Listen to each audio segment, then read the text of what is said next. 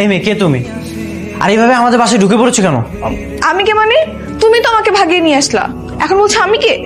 আমি নিজ চোখে দেখেছি তোমায় কিছু লোক তাড়া করছিল। বলো তুমি কে? তো ডাকো তাদের, আমিও তাদের বলতে চাই। তার ছেলে আমাকে বাসা থেকে ভাগিয়ে নিয়ে এসে এখন আমাকে নাচের ভান করছে। এই রিফাত, নাস্তা দিয়ে গেলাম।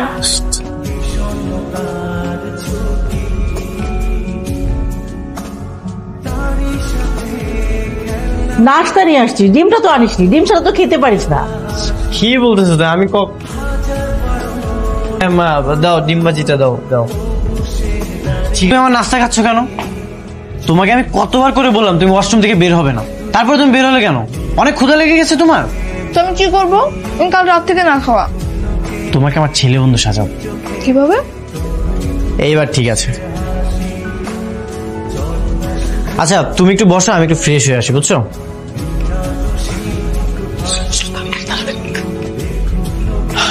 মা, আমি একটু বাইরে যাচ্ছি, বাসায় ফিরতে সন্ধ্যা হবে, তুমি দরজাটা লক করে দাও।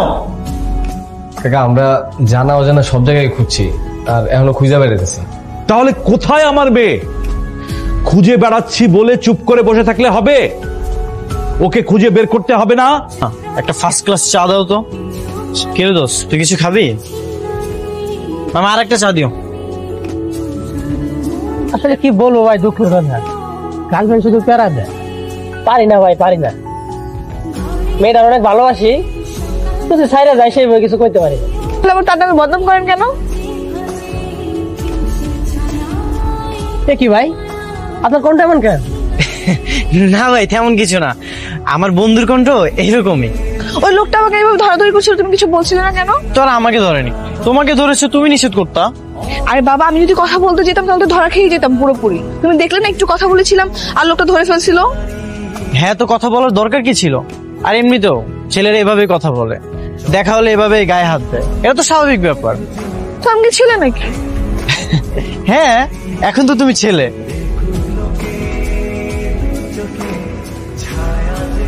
কি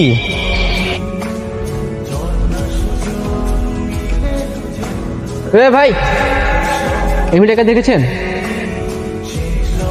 মাথা নাড়ছেন কেন? আজব, মেয়েটাকে দেখেছেন কিনা বলেন।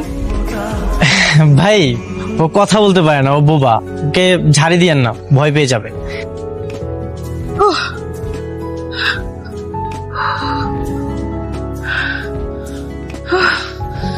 আচ্ছা, আমি কি সত্যি সুন্দরী? তখন আমার বাবার লোকেদের সামনে তুমি বললা ছবি দেখে মেয়েটা খুব সুন্দর। সুন্দরী তো অবশ্যই। সত্যি করে একটা কথা বলো তো, কি বাসায় প্রবলেম এই জন্য যাচ্ছ না, নাকি সুন্দরী একটা মেয়েকে নিয়ে সারাদিন ঘুরছো, তোমার ভালো লাগছে তাই যাচ্ছ না? আমি এমনি ফাইজলামি করে বলছি, আমরা তো ফ্রেন্ড, তাই না? হ্যাঁ। চুপ! চেষ্টা চেষ্টা শুনতে শুনতে আমার কানটা একেবারে ছালা পালা হয়ে গেল। তোদের দিয়ে কিচ্ছু হবে না, আমার মেয়েকে আমাকেই খুঁজে বের করতে হবে। বুঝি, শোনো, তোমার সঙ্গে একটা কথা বলেছি। বলো। প্রথম দেখাতে ভালো লাগা, ভালোবাসা, এসবে কি তুমি বিশ্বাস করো? আমি তো কখনো কাউকে ভালোই বাসিনি, তাহলে বিশ্বাস করবো কিভাবে? আমি জানি তুমি আমার সঙ্গে সারা জীবন থাকতে আসো, তবে আজ আমি তোমাকে আমার ভালোবাসার কথাটা বলে দিব। আমি তোমাকে ভালোবাসি। আমি তোমাকে বন্ধু ছাড়া কিছুই মনে করি না। বৃষ্টি, আমাকে কি ভালোবাসা যায় না? না রিফাত, আর নেক্সট টাইম এসব কিছু বললে আমি যাবো না তোমার সঙ্গে, আমি অন্য কোথাও চলে যাবো। আচ্ছা ঠিক আছে, আমি আর এসব কিছু বলবো। কি ব্যাপার? ওকে মা, ও হচ্ছে আমার ফ্রেন্ড, ও তো বাসেই আসতে চায় না, আজকে ওকে আমি জোর করে নিয়ে আসলাম। এখানে দাঁড়িয়ে কথা বলবা? ভিতরে চলো, আমাদের অনেক ক্ষুধা লেগেছে, খেতে দাও। আরে না না, আয় ভেতরে আয়, ফ্রেশ হ। কিরে রিফাত, তুই নাকি আজ সারাদিন বাইরে বাইরে ছিলি, ব্যাপারটা কিরে? বাইরে একটু ঘোরাঘুরি করেছি। কে রে? মেয়ে কণ্ঠে কে কে কথা বললো? বাবা, আমি। কি হয়েছে তোর, এভাবে কথা বলছিস কেন? বাবা, হঠাৎ করে ঠান্ডা লেগে গেছে। আমার মেয়ে গতকাল রাতে আমার বাসা থেকে পালিয়ে এই বাসায় ঢুকেছে। কোথায় সে? ডাকতেছে আঙ্কেল। হ্যাঁ, চলো তো গিয়ে দেখি। কে হা করে কি দেখছেন? বললাম না কোনো মেয়ে নাই, আমার ছেলে আর তার বন্ধু।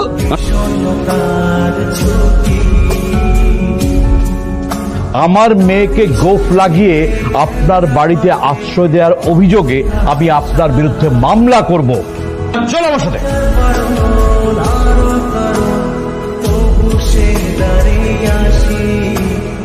তোকে ওই ছেলেকে বিয়ে করতে হবে। আমি বিয়ে করবো না বাবা। চুপ! আমার কথা শেষ কথা। দেখাচ্ছি তোর বাসা থেকে পালিয়ে যাওয়া। চল চল। বাবা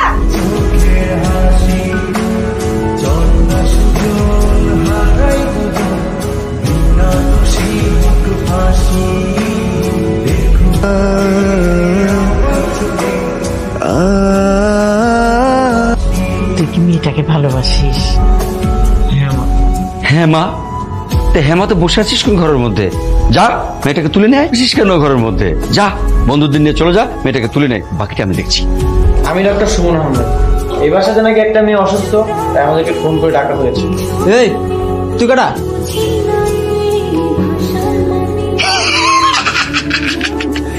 তোমার জায়গায় পাড়া দিচ্ছে না? পালিয়েছে, ও পালিয়েছে।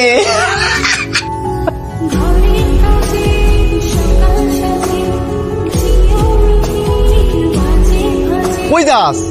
আরে আমি গেলে তো আবার বিয়ের আয়োজন হবে। আমি যাই, তোরা আসিস, কবজি ডিবে তোরা খেয়ে যাস।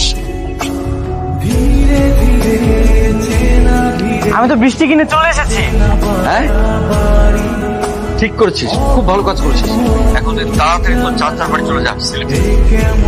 ঠিক আছে বাবা, আর তুমি মাকে বলবা চিন্তা না করতে। আমি বলবো তোর মাকে, তুই যা তো। আচ্ছা।